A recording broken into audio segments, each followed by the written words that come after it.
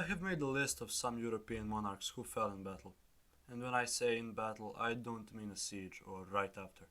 I mean died in combat face to face with someone else. Since monarchs kinda stopped leading armies around the 17th and 18th century, this list will mainly consist of ancient and medieval rulers, a lot of whom have achieved legendary status for their courage in battle. And who better to start the list than Leonidas, the king of Sparta, made immortal by his last stand against a much numerically stronger army of Persians at Thermopylae. Although his force wasn't just 300 strong like we are led to believe, the disadvantage of the Greeks was indisputable. However, the Greek resistance was stronger than the Persians thought possible, and they were only defeated when a Greek traitor led the Persians around the mountains and behind them. At that point, Leonidas sent away most of his troops, but stayed along with his 1200 Spartans, since the soldiers of Sparta would rather know death than retreat, and a few hundred others who wished to stay.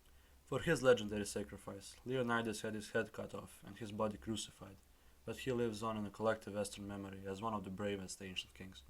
Antigonus was a prominent Macedonian general who, after the death of Alexander, held quite a sizable chunk of land to say the least.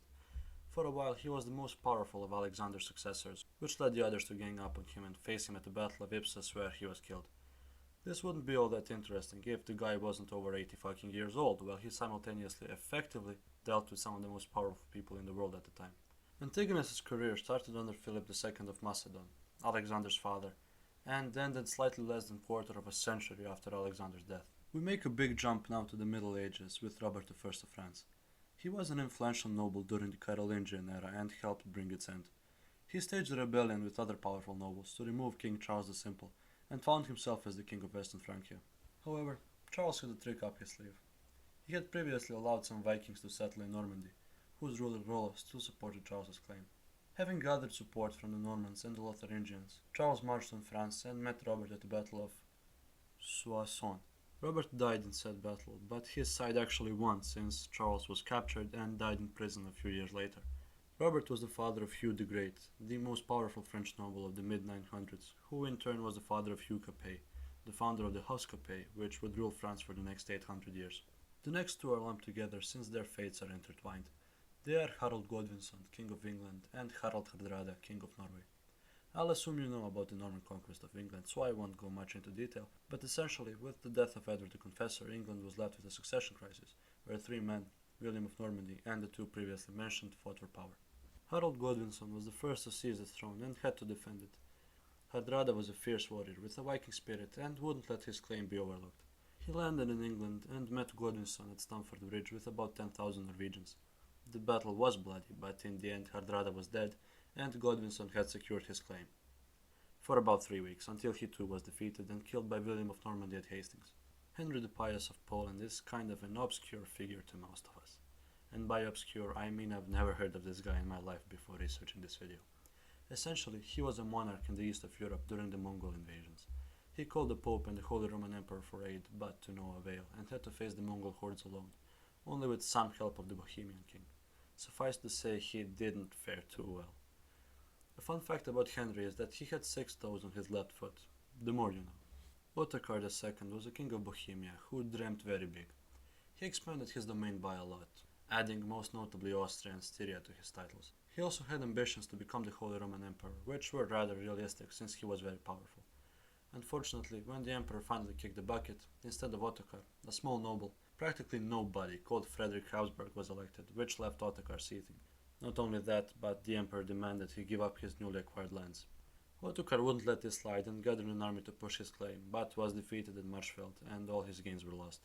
The story of Michael III of Bulgaria could use as a very interesting what-if scenario, since he was a very energetic, ambitious and powerful ruler who had huge ambitions and the means to achieve them. He played politics with Serbia and the Byzantines, in the end signing with the latter against the former. But the campaign they organized wasn't really planned out the best, and Michael found himself all alone against a very powerful Serbian army at Velbart, where he was killed by the Serbian prince, glory be to him, Stefan Dusan. If Michael had won this battle, the Balkans would have essentially become his playground, since the Byzantines wouldn't have really had the muscle to challenge him. Alas, LB to Michael. John of Bohemia was a German ruling over the Czechs, which made him rather unpopular among the nobility. Saying that he couldn't tame them, he decided to just stop trying and spent most of his time outside of Bohemia. He dealt more with the politics of the HRE and made allies with the French. This alliance led him to participate at the big Battle of Crécy during the Hundred Years' War. There was one unfortunate fact about John, and that was that he was blind. But he really wanted to participate in battle, so his guards tied his horse to their horses and they rode out together. They were all killed, of course, and the English won the battle, but it was a very brave gesture on his behalf. These two are also put together since they died at the same battle. In fact, this was the only time on both sides of the battle lost their monarch. I'm talking about the Battle of Kosovo between the Serbs and the Turks, in which the Serbian Prince Lazar, blessed be his soul, and the Ottoman Sultan Murad faced off to determine the fate of the Balkans. This battle was a Serbian Pyrrhic victory in my opinion, although there are many ways to view it. There are also many theories as to how these two monarchs died. Murad was thought to have been slain by Serbian knight Miloš Obilić, who faked his surrender, but in reality he was killed by a group of Serbian knights who broke into the Turkish camp. Lazar's death is much more mysterious, since we don't know if he died during or immediately after the battle. This battle is legendary among the Serbs, and it was a major Turkish defeat, since they lost a big chunk of their army. However, the Turks could recover from it. The Serbs couldn't.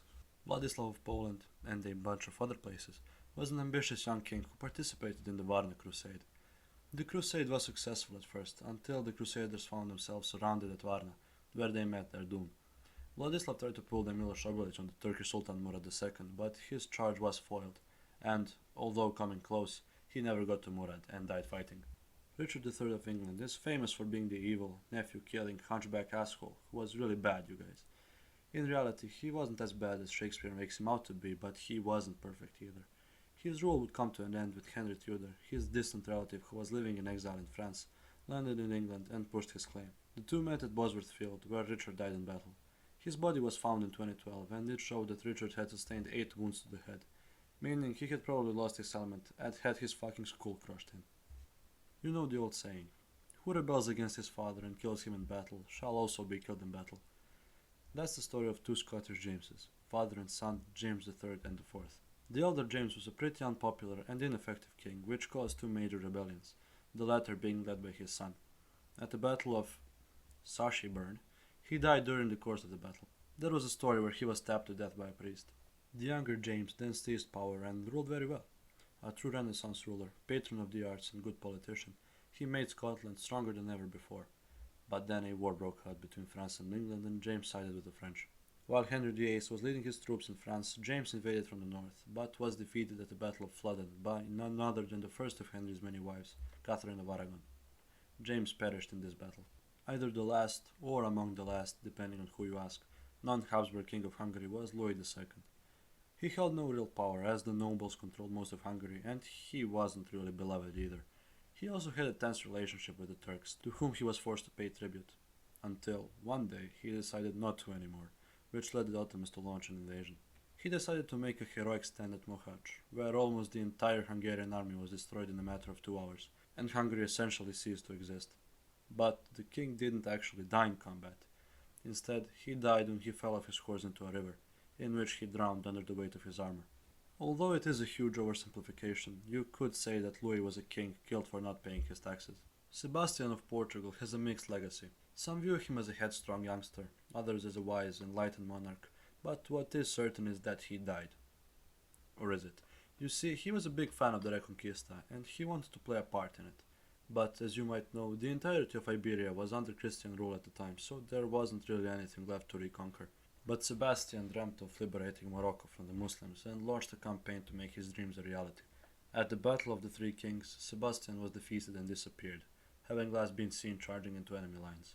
His body was never retrieved, and this sparked the myth of him becoming one of those sleeping kings under the mountain. The last guy I want to mention is the Lion from the North, Gustav Adolf, the Swedish powerhouse during the 30 Years' War, who made his state into a European superpower out of nowhere. He kicked a lot of German ass and carried the Swedish phase of the 30 Years' War. The guy is considered the father of modern warfare. The badass that he was, he led his armies into battle, most of the time into victories, up until one fateful day at the Battle of Lutzen, where he was killed by the Germans. The Protestants won the battle, but at a huge cost, which led to big defeats later on. Thanks for watching. The next time you lead a battle, keep yourself safe at a distance. Join the Discord server for updates, and have a good day, and a very happy New Year.